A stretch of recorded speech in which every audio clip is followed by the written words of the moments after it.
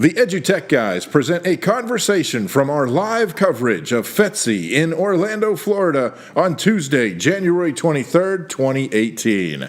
Enjoy the program. Very excited to have our next guest grab the seat here, and we'll let her get seated. And you can feel free to move the chair if you'd like, or so you can sit on the edge of your seat if you want. It's it's great to be here. Awesome.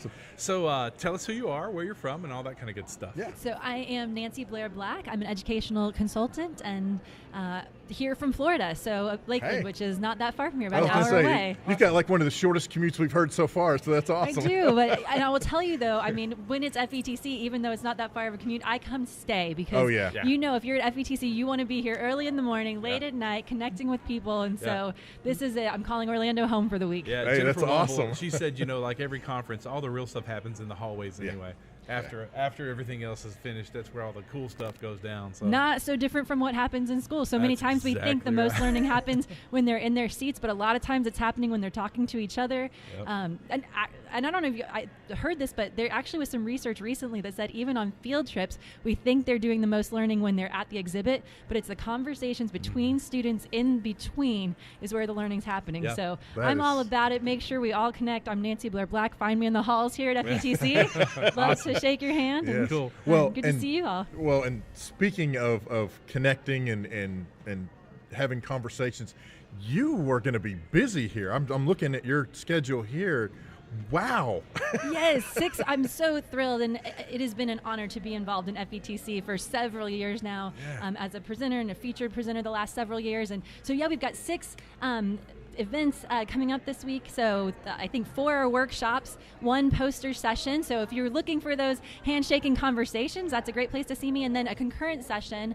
And I'm really excited about that one. This is a new piece I'm working on, the how media messages affect girls in computer science and whether they are in their participation. And so this past year I've gotten really involved with computer science and I'm writing actually a middle school computer science curriculum that's in schools across the country right now and some different things. So I'm thrilled to be doing that one because I just think, and if you look at the topics of all of my sessions, it's really about treating students with dignity. It's about empowerment. It's about the message that we're sending kids about what they are capable of doing. And so I'm really excited about that one this week. Yeah, cool. So let's talk more about that specifically. Let's talk about mobile, girls, because I know that's a big key for a lot of yours is like mobile devices and the mobility of tech and everything. Is that cool? Well, but I was talking about the girls. Oh, I'm sorry. Oh, okay, go ahead. I'm sorry. Ran right over me. Well, my bad. Let's talk about that one first. Then. We can do all of it. We've got time. We got time. That's right. That's right. But no, I want to hear more about what your research, the research that you've done, and some of the things that you've found, and some of the things you're going to talk about when it comes to approaching females and getting them interested in predominantly male field of STEM and STEM education. Yes. So one of the things that's really interesting is in the U.S., 49% of students are girls. About half. When you look at high school AP computer science courses, 19% are girls. Yeah. It's not because they're not capable. And in fact, all the research, when you start looking at it, it's not lack of access. In the schools where they are offering it, students have access, and it's not ability. These are students who are actually, in a lot of cases, the girls are out excelling the boys in those same schools in math and science. Yeah. So it's something else that's happening that's telling these girls that computer science isn't for them. And when you start digging into the research, there's 2 types of stereotype threats that are really causing that. One of them is the stereotypes around computer science itself, right? And so when we look out in the world, and part of what we're going to really dig into is media, right? Sure. So movies, TV, books, articles, how are they portraying that computer science role? And so, I mean, I think kind of like the quintessential one right now, there's a TV show, it's a sitcom. Are y'all going to come up with it and just say it because we know? Big Bang Theory. Well, so there's Big Bang Theory, and that's actually, that one's even better. Scorpions?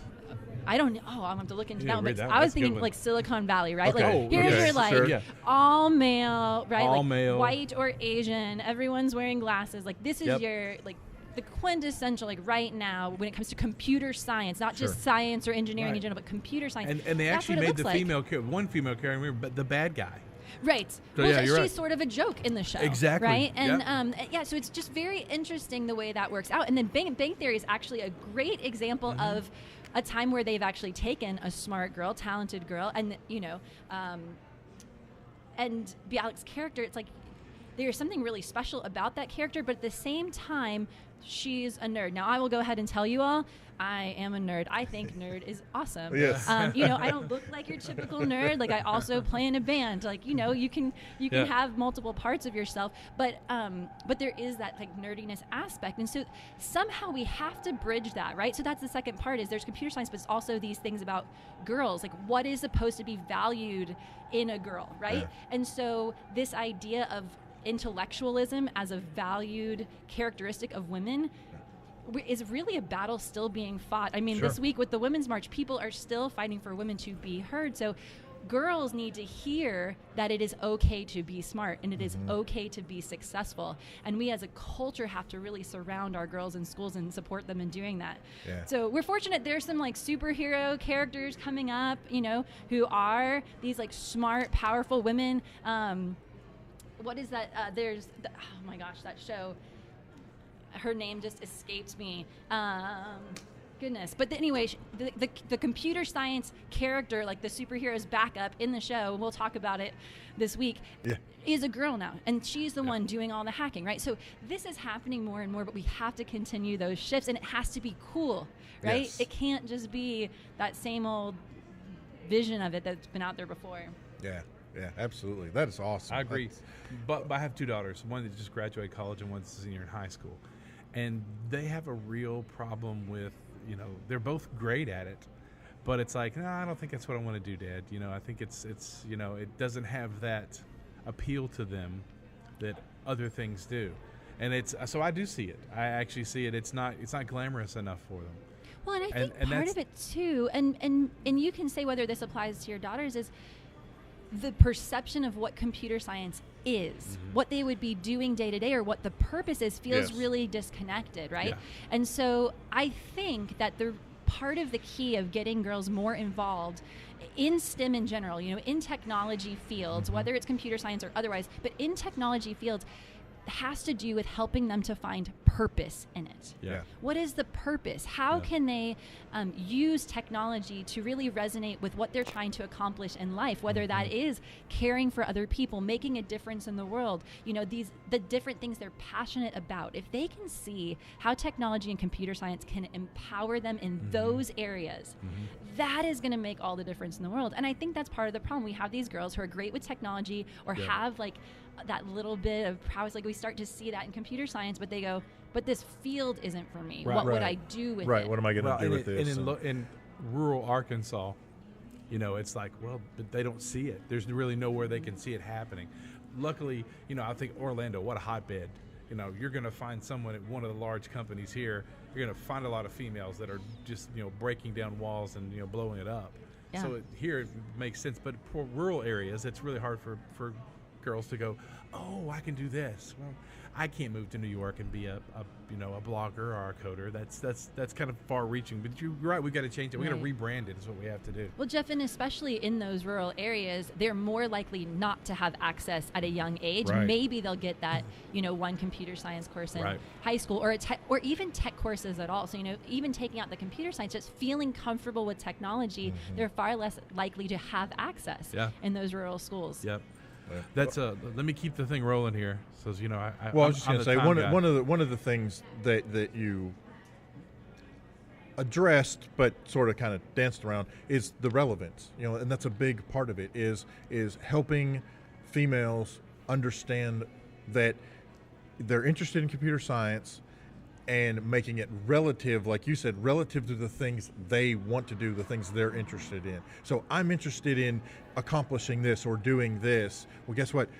STEM, and I know we keep going to computer science, but STEM in general, here are some things you can do with science and tech and engineering or math that tie in exactly with Right. what you're trying to do. And then hopefully we see more of those light bulbs come on so that 19% grows to be a much larger percentage. Absolutely. And I love what you're saying too. And I think it is important to think more broadly. And, you know, a lot of my sessions this week are on the use of mobile devices or promoting student voice through elementary technology centers, looking at the different ways that we can use technology really to give students voice. My daughter's, she's 17, she's a senior at Harrison School for the Arts here in Florida.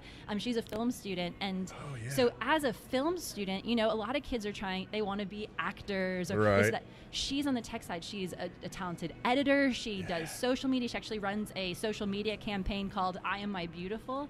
But what she found was how technology could support the things she was passionate about. So she's making films about things that she's interested in. She runs a social media campaign about positive body image. And to me, you know, as a parent, it was helping her see early on what those purposes were that she could use technology for to make a difference. That's what I'm here all about this week, is sharing about how do we really tap into that with students. That's cool. That is awesome. That's cool. That's very cool. So I don't want to take away from your other workshops, because you've got so many other sessions going on. So let me get back to my list.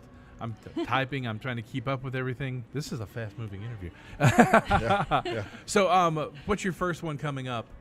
Have you already done a session? So I had a session this morning, and it was on classroom management with mobile devices. Great packed house, which always is wonderful. You know, people are excited to be at this conference when at 8 a.m. They're all there. They're That's all right. there in That's those awesome. workshops. And talking about a topic like classroom management, which might not be the flashiest thing on the schedule for the week, but honestly is so critically important to the success of using technology in the classroom. That's cool. Absolutely. That's cool. There was one I had a question about. Let me get it here. Using tablets to teach for deeper understanding. Yes. Tell me about that. So there's some interesting research in this Teaching for Understanding framework that actually came out of Harvard. And what they talk about is that different uses and practices with technology can make a difference in how students are learning. So what we're going to do is actually look at how you can construct a lesson or a unit and do a certain type of series of activities that really take a student and help them to dive deeper. It really is into this kind of like constructive, is helping students to construct knowledge in an intentional way. So we look at things like timelining and concept mapping and some of those things where students are actually visualizing their thinking and a teacher can see the connections they're making. But then we look at more advanced applications, so things like simulations and virtual field trips and virtual reality, and just some different pieces that again go beyond what we could do in the past without technology, which was really, you know, textbooks and maybe some pictures or videos, but now really helping students, you know, from a classroom here in Florida to visit the Taj Mahal, right? And actually tour that space. And so looking at how students are able to construct knowledge because of that and the deeper learning that comes out of it. And one of the, you know, my favorite parts of that framework is that the final piece is called the culminating performance. And the students actually take all of that stuff that they learned and then create something that puts out and demonstrates that mastery. So it's not just, can I answer a few multiple choice questions, but it's really, can I take this and share it out in a powerful way? And that's ultimately where we should all aspire students to go, is, you know, there's not just this audience of one. You know, I'm not just creating content just because the teacher said create this content. It's creating this content and then sharing that out and hopefully helping other people take that same content, and then they get that deeper learning, and then it gets, so all of a sudden, instead of just this one way, one rail road, it's now, well, frankly, information superhighway. Literally, it's just, you know, here it is. It's going out everywhere, and you're putting it out there on display.